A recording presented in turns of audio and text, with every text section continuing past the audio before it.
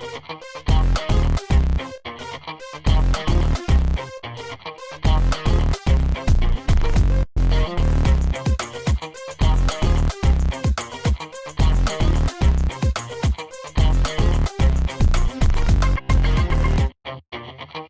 the course of the COVID-19 epidemic, the Vancouver Lower Mainland has seen a marked increase in racially motivated assaults, especially against our Chinese residents. Recently, Tri-Cities Community TV worked with Success Immigrant Employment and Social Services to bring you these stories of some of our residents who have experienced racism firsthand. My name is McKenzie. I'm a First Nations artist. I'm a professional artist now for 11 years. I work in and around Greater Vancouver, working in schools, youth at risk programs, family at risk, and women at risk programs, helping to use art as a therapy. I work with a lot of people that have experienced racism, and I'm going to share my story of racism and how I got over that. I grew up in a very unconventional home. I didn't grow up in a First Nations home. My mom was adopted at a very young age, so I grew up in a German-Ukrainian home. We had amazing food, but it took a long time for us to find who we were. So we're still finding out who we are. I know that I'm from the Kwakiutl Nation and that I'm from the Eagle Clan. I've been practicing my culture a lot more, and that's helped me kind of get over a lot of the racism that I experienced as a child and into my adulthood. It's hard when you experience it as a child because you don't know how to get over that. So I used art as my therapy. Doodled, I did all sorts of things, whether it was anime or native art. I just drew all the time, and I knew I wanted to be an artist. And then I found out starving artists is a real thing. I survived on ramen for a little while and still love it, but now I can afford to put eggs in it and other things. So now I want to teach that art and teach that experience of how you can use something as simple as art to get over hardships, whether it's trauma or racism or even just as therapy, because sometimes we need to take that minute to ourselves. In school, I didn't graduate that long ago, but long ago enough that racism was very alive in my school. I was constantly put on the spot by my teachers. But as we got older, we realized that being called a dumb Indian by your teachers is wildly inappropriate. And I'm trying to change that today because there's still some bad teachers out there, but there are so many good ones. I had two amazing teachers, Marnie Rideout and Carol Borthwick, and they encouraged my culture, absolutely. They got Native teachers in, they found funding to make sure that we could do outdoor experiences. They made sure that I could do all of my projects in art form because that was my comfort zone. So they saw that in me and found out how to encourage me. So I try to do that when I go into schools because there's not one way of learning. There's multiple ways of learning and taking on information. It's not just here's a textbook, learn, take a test, you know it or you don't. It doesn't work that way. There's so many different ways to absorb the information. So I try to do that with art. Sometimes it's intimidating to people because they're not creative. They can do stick people. So I pass on those teachings, and I learned a lot of these teachings from my mentor, and she's a Haida artist. And you wouldn't think that, there's racism against other people and other races, but there's a lot of racism within communities too. For example, my mentor, she's half Russian and half Haida. I'm half French and I'm half First Nations. To full-bloods, they call us half-breeds. So there's still another form of racism, and it's just blinders to get us to focus on hate. And hate isn't the way forward. That's only blinding us and keeping us focused on hating each other when we should be focusing on how to protect the planet and how to make it better, because there's so many of us on this planet now and we're using so much, but we are focused on hating each other or hating immigrants. And I always laugh at my friends, because not necessarily my friends anymore, but they joke about, well, all these immigrants coming here, they're escaping harder lives than we could even imagine. They need to come to Canada. They're grateful to come here. I do understand the aspect of, I know a lot of people in Canada that need help. They need simple things like even water. We're a first world country, and I know of communities that don't even have water. But we're trying to help everybody. And that's what Canada is trying to do too, by bringing in immigrants from even harder ship countries. If we could focus on everything, I'm sure the government would, but the government can only do so much. And being hateful isn't moving forward. Getting out there volunteering, finding organizations you can donate to or work with, that's how we move forward. Because in reality, unless you're Indigenous, you're also an immigrant to this country. And this is still the host country of whatever nation's land you're on. And we need to respect that. This is all unceded territories. And I encourage people to ask questions. And I get asked all sorts of questions. Kindergarten kids are my favorite because they have no filter. They'll get right to the point, and they don't think about offending you. I had a little kid ask me, do I live in a teepee? And I said no, because it's not my nation, for one, but also I live in a condo. It's the way we live now, modern society. They asked if I rode a horse to work. No, it's too expensive, and I don't want to ride a horse. I have a car with lots of horsepower, but not a horse. It's just cute because kids get right to the point, and that's why I like working with them.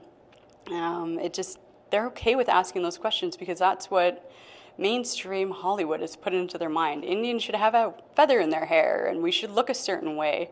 I teach workshops on culture sensitivity, and what does Chinese look like? What does Native look like? Like, we're not one thing, and we all don't look the same. And ending the stereotypes is how we also help move forward, because those stereotypes are hurtful, saying that all Indians are dirty or that we drink. We don't. I know a lot of wildly successful First Nations people, they don't drink. I know some that have a glass of wine with dinner like the rest of everybody else. Painting people into a stereotype doesn't help us move forward. So we need to end the hate. We need to ask questions, share culture, because if we don't share culture, we're only merging into this one society of being bitter and being stuck on media and what they tell us to do, when we should really just share culture, share traditions, keep our culture alive, because that's what makes us unique, each and every one of us. Hello, my name is Madis, and I'm here to share my experience with discrimination and racism. I've been pretty lucky most of my life to not have to really experience a lot of discrimination or racism, even though I am an immigrant, first generation, and I came here when I was 15. I feel like I've been pretty blessed and lucky not to have to personally experience too much of that. I never really realized it existed. My experience is mostly through other people. For example, I know there's discrimination against certain populations that I've worked with myself, and I've heard their story, and I've also experienced it through my husband. He came here about 3 years ago, and he is of African descent, and I never really knew it was really that prevalent until I saw things through his lens on what he's experienced. He's told me that he's grown up with it most of his life.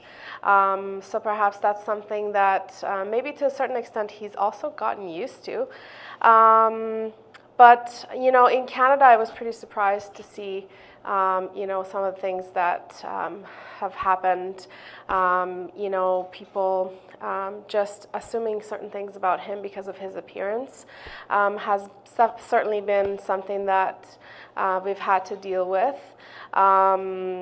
Even within our own community, in the Tri-Cities, and also within our really immediate community, sometimes acquaintances, or other times neighbors. So it definitely takes a toll on you when it comes to realizing that people do assume certain things and they treat you differently. For me, it really breaks my heart to see him sad when things like that happen. I also have a toddler, and he looks awfully similar to his dad, and I certainly don't want him to grow up in a culture or a community where racism happens. So the reason why I'd like to share that story is because I would like for him to grow up in a world free of cruelty and discrimination. And I hope that we're moving in that direction as we become more aware and share our stories and learn how to stand up for what we believe. And hopefully standing up for what we believe is to protect those that are being discriminated against. I have worked closely with Indigenous communities, with LGBTQ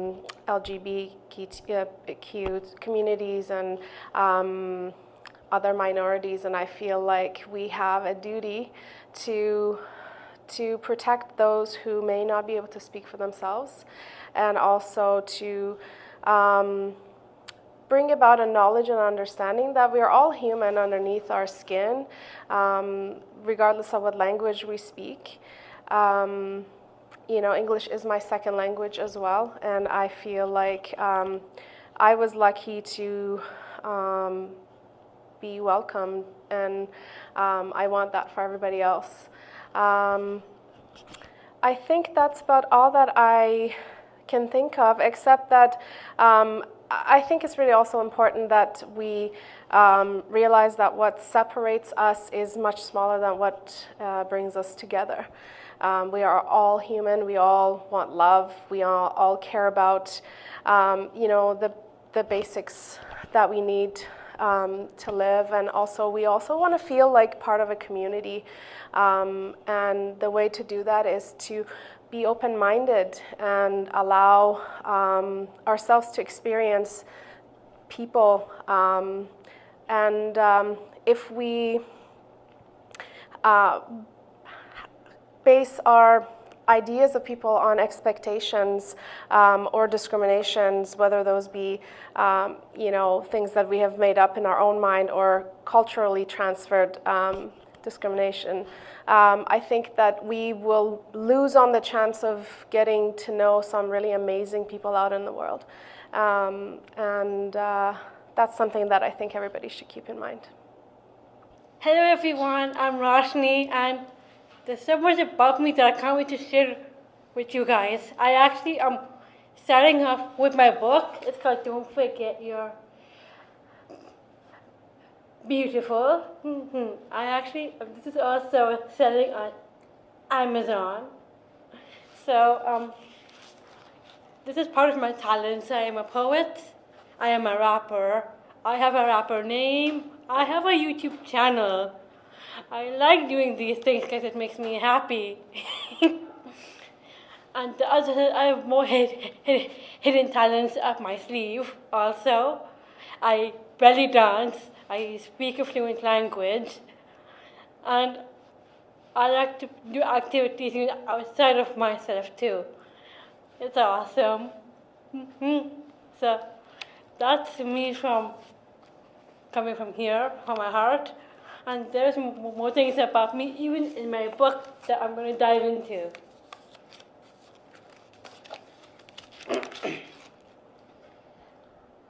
Living in this world where people mostly don't even see me, I have to keep reminding myself, don't forget you're beautiful.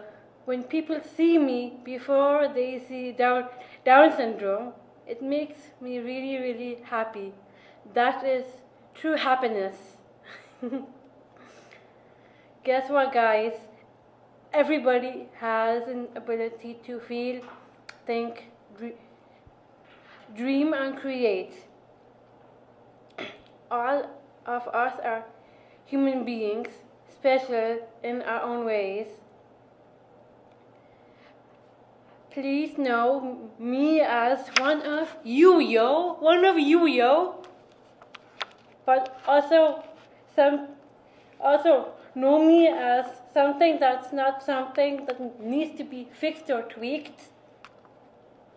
I am fine just as me.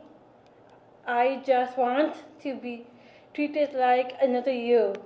I just want you to see me and hear me and know me.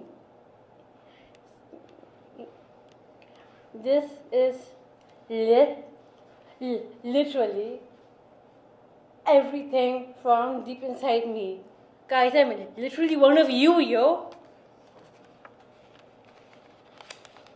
Okay, I'm going to one of my favorite poems, which is actually the title of the book. It's called Don't Forget You're Beautiful. So here we go. When you close your eyes, think about yourself. Don't forget you're beautiful.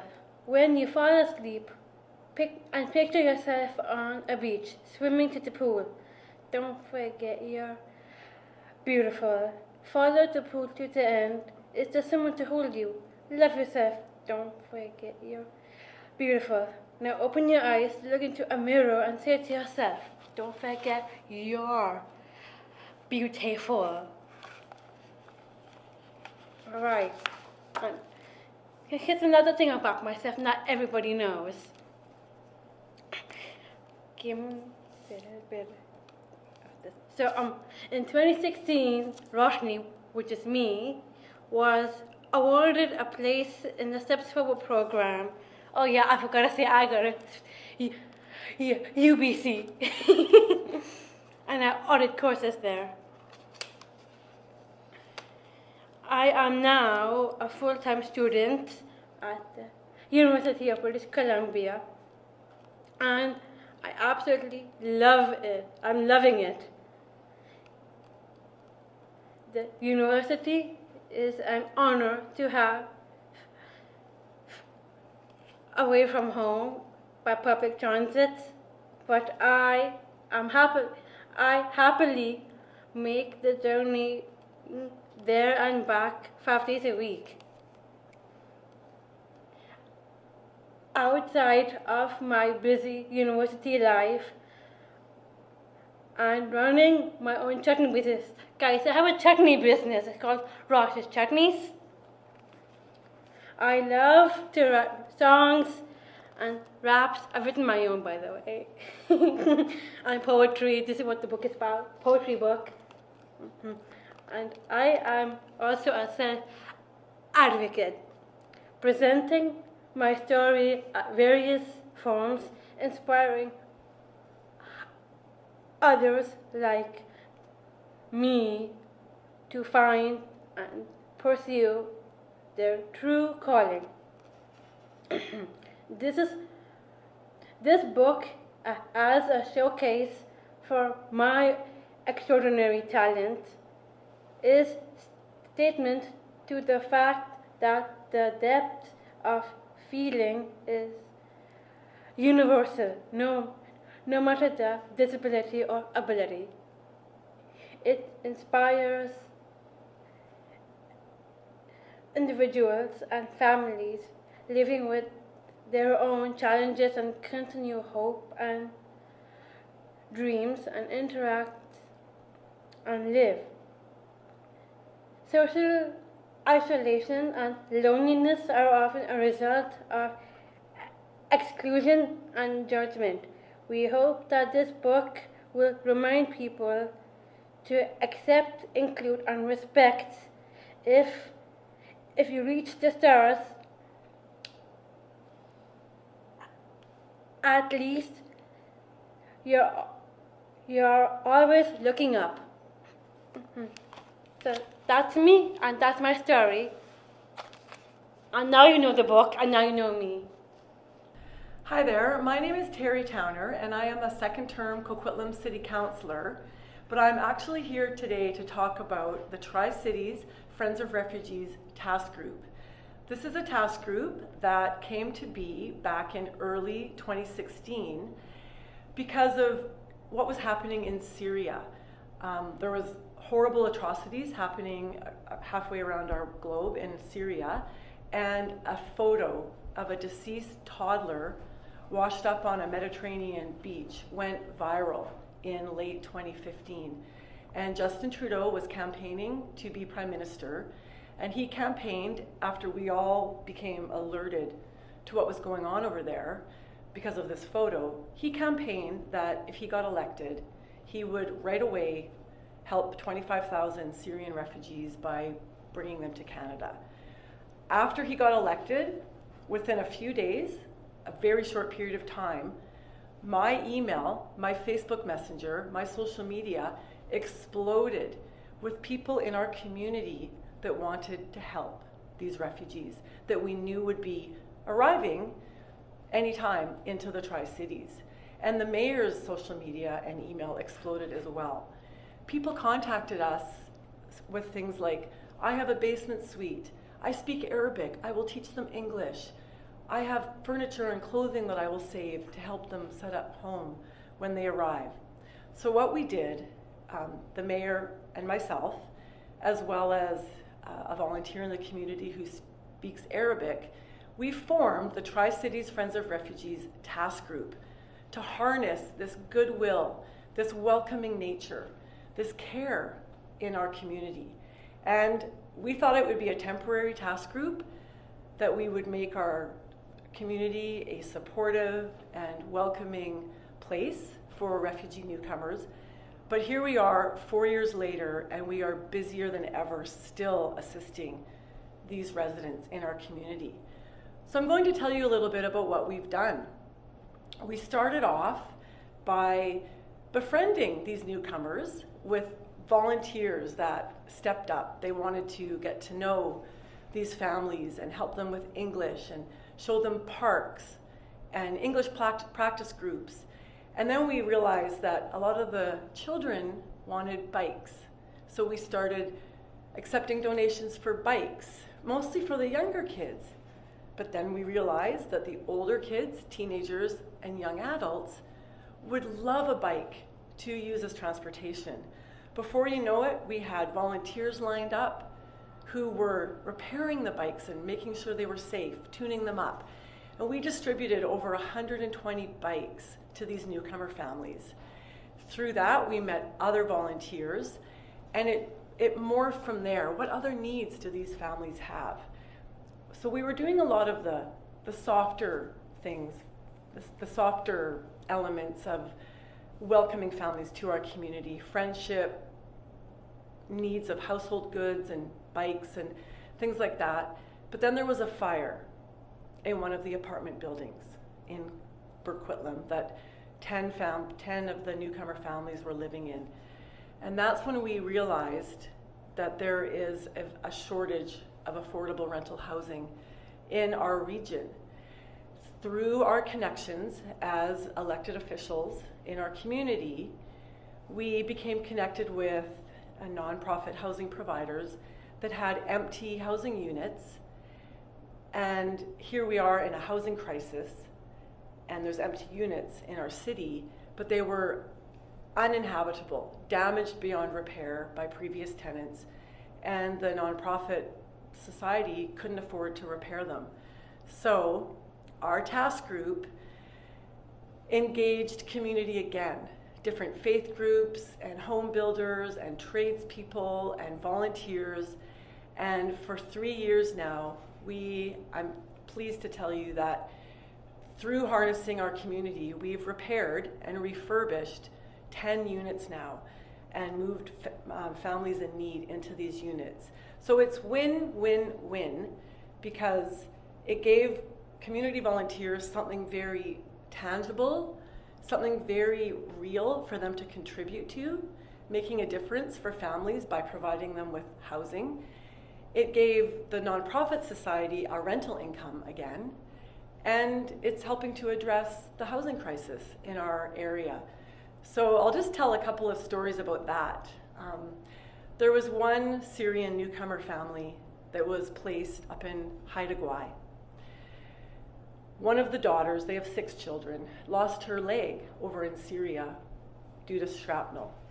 And the father was a victim of torture. So they had some medical needs that needed addressing. But commuting down from Haida Gwaii to Vancouver General and Children's was cumbersome and costly, and it took them away from their family. So church groups and a plethora of volunteers refurbished a completely uninhabitable 4-bedroom townhouse, and this family moved down, and they were welcomed exorbitantly. They were welcomed so well into our community. And this family got the medical care they needed, a prosthetic that fit properly. And there's nothing really to describe seeing this family blossom. It feels so welcomed. Seeing the youngster with her new prosthetic running around the playground, playing with all the other kids. There's really no words to describe that. And it's gone on from there. Every single time our task group has put out a call, the community has stepped up. We recently had a refugee family, a widow with 4 children, arrive in Coquitlam with nothing. We put the call out and we got her housing, furniture, clothing, household items, friendship, gift cards to Superstore, all from a single social media post. One thing I have learned from all of this is that the Tri-Cities community is a very thoughtful, caring, and generous community. There are so many amongst us that want to give back. They want to make a difference in our community, but they don't always know how. And I'm very pleased that our task group has given opportunities for people to give back in a meaningful, tangible, difference-making way. These newcomers have benefited greatly. They have felt welcomed, accepted, safe, and supported here in their new country, their new culture, their new home. But the community has also had an opportunity to truly make a difference in someone else's life. We've had residents step up, organizations, corporations, and other newcomers, relatively new newcomers or newcomers that arrived decades ago. And what I'm seeing amongst all of this is it's contagious. The word spreads about a family that's arrived that's in need, and the word spreads. And next thing you know, we have washers and dryers coming our way, and people who have retired from teaching English, and the kindness in our community is truly contagious, and it warms my heart to see how inclusive and welcoming and supportive the Tri-Cities community is.